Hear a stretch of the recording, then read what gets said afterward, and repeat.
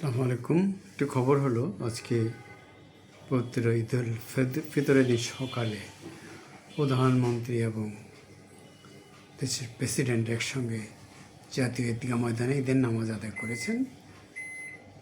এরশাদের পরেই প্রথম প্রেসিডেন্ট প্রধানমন্ত্রী নামাজ আদায় করতে পারলেন। আসলে কার্যত এরশাদের পরে দেশে নারী প্রধানমন্ত্রী ছিলেন, ফলে প্রধানমন্ত্রী প্রেসিডেন্টের নামাজ পড়া হয়নি। তারেক জিয়ার সেই সৌভাগ্য হয়েছে এবং চুপ্পু সাহেবেরও সেই সৌভাগ্য হয়েছে। দুজন জাতীয় ঈদগাহ ময়দানে একসঙ্গে নামাজ পড়েছেন এবং কোলাকুলি করেছেন তারা। এদিকে নাসিরুদ্দিন পাটোয়ারি নামাজ শেষে, জাতীয় ঈদগাহ ময়দানে নামাজ শেষে বক্তৃতায় বলেছেন, প্রধানমন্ত্রী প্রেসিডেন্ট চুপ্পু সাহেবকে ইমপিচমেন্ট করতে হবে, তাকে বাদ দিতে হবে, নাহলে তারা রাজপথে নামবেন, আন্দোলন করবেন। তিনি বলেছেন যে নামাজ শেষে নামাজের সেখানে আন্দোলন হয়েছে, প্রতিবাদ হয়েছে তার বিরুদ্ধে, চুপ্পুর বিরুদ্ধে, তার উপস্থিতির বিরুদ্ধে। আসলে এনসিপি এর আগেও প্রেসিডেন্ট অপসারণের বিরুদ্ধে আন্দোলন করেছে, তার অপসারণ চেয়েছে, তার বাসভবন ঘেরাও করেছে, কর্মসূচি পালন করেছে জোরালো, এবং বিএনপি তখন রাজি হয়নি।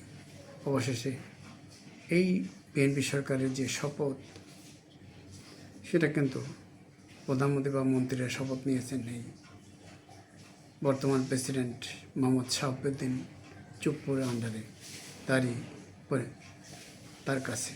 ফলে চুপ্পু প্রেসিডেন্ট দেশে থাকবেন কি থাকবেন না, সেটা অনেকটা নির্ভর করে বিএনপির উপরে। অনেকে বলছেন যে বিএনপি চুপ্পুকে আরও কিছুদিন কিংবা পূর্ণ মেয়াদে প্রেসিডেন্ট রাখতে চায়। অনেকে বলছেন যে চুপ্পুকে বাদ দিয়ে প্রেসিডেন্ট হিসেবে বিএনপি নিতে চায় অন্তর্বর্তী সরকারের সাবেক প্রধান উপদেষ্টা ডক্টর মোহাম্মদ ইউনূসকে। সত্যি কী ঘটবে আমরা জানি না। বিএনপি বা জামাত যদি চুপ্পুর বিরুদ্ধে ভালো আন্দোলন গড়ে তুলতে পারে, হয়তো বিএনপি তাকে বাদ দিতে বাধ্য হবে, অন্যথায় তিনি থেকে যাবেন। আর যদি পররাষ্ট্রমন্ত্রীর মতো অন্তর্বর্তী সরকারের একজনকে, ডক্টর খলিলুর রহমান, যাকে বিএনপি সরকার পররাষ্ট্রমন্ত্রী রেখেছে, তেমনি বিএনপি কিন্তু ডক্টর মোহাম্মদ ইউনূসকে রাষ্ট্রপতি রাখার ব্যাপারে যে গুঞ্জন চলছে, সেটা সত্য হতেও পারে। কারণ বিএনপির প্রতি মার্কিন যুক্তরাষ্ট্র কিংবা কেউ কেউ বলছেন যে ভারতেরও প্রচ্ছন্ন সমর্থন রয়েছে। সেক্ষেত্রে তারা হয়তো তাদের প্রেসক্রিপশন অনুযায়ী ডক্টর মোহাম্মদ ইউনূসকে প্রেসিডেন্ট করতে বিএনপির উপরে চাপ সৃষ্টি করতে পারে। কিন্তু জনগণ চায় না যে ডক্টর মোহাম্মদ ইউনূস প্রেসিডেন্ট হিসেবে আসুক। একাংশ চায়, আর একাংশ চায় না। আবার চুপ্পু থেকে যাক, এটাও অনেকে চায়, আবার অনেকে চায় না। বেশিরভাগ লোকের চাওয়া হলো বিএনপির কোনো প্রবীণ রাজনীতিবিদকে প্রেসিডেন্ট করা হোক এবং সেটা অবিলম্বে করা হোক। সেখানে ডক্টর খন্দকার মোশাররফ হোসেন সহ অনেকের, সাবেক বিমান বাহিনী প্রধান আলতাফ হোসেন চৌধুরী সহ অনেকের নাম আসছে। আমরা মনে করি অভিজ্ঞতা, শারীরিক সক্ষমতা, ব্যক্তিত্ব সব কিছু মিলে বিএনপি একজন যোগ্য লোককে আগামী দিনে দেশের রাষ্ট্রপতি হিসেবে নিয়োগ দিবে। এবং যদি সংবিধান পরিবর্তন হয়, সেটা নিয়েও এনসিপি জামাতের সাথে বিএনপির সংঘাত চলছে। জুলাই সনদের বাস্তবায়ন প্রশ্নে প্রেসিডেন্টের ক্ষমতা যদি বাড়ানো হয়, অর্থাৎ প্রধানমন্ত্রী প্রেসিডেন্টের ক্ষমতা যদি ভারসাম্য না যায়, তাহলে রাষ্ট্রপতির এখন যে দুরবস্থা আছে ক্ষমতার ক্ষেত্রে, সেটার অবসান করবে এবং প্রেসিডেন্টের ক্ষমতা বাড়বে। আমাদের দেশের অনেকেই চায় প্রধানমন্ত্রীর হাতে এত ক্ষমতা না থেকে ক্ষমতার ভারসাম্য আসুক,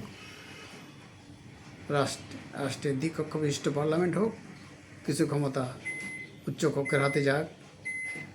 অর্থাৎ ক্ষমতার ভারসাম্য না থাকলে কারো ফেসিবাদী স্বৈরাচারী হয়ে ওঠার সম্ভাবনা বেড়ে যায়। ফলে আমরা মনে করি ক্ষমতার ভারসাম্য অবশ্যই আসা উচিত এবং সেক্ষেত্রে প্রেসিডেন্টের ক্ষমতা বাড়ানো উচিত এবং উচ্চকক্ষ, পার্লামেন্টের উচ্চকক্ষ তৈরি করা উচিত, যে পদ্ধতি হোক না কেন। এবং এই বিরোধগুলো বেশি দূর জিয়ে না রেখে এর অবসান করা উচিত। তবে অনেকে মনে করছেন বিএনপি যতটা আওয়ামী লীগের সাথে এখন বন্ধুত্ব চাইবে, তার চেয়ে পুরনো বন্ধু জামাতের সাথে তাদের বন্ধুত্ব রক্ষা করার চেষ্টা করবে।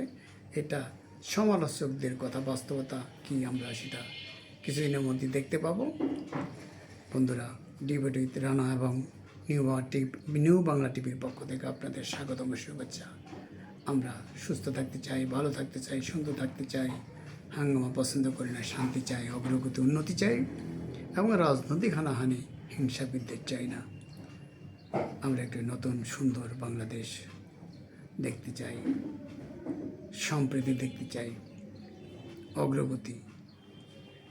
খোদা হাফেজ, আসসালামু আলাইকুম।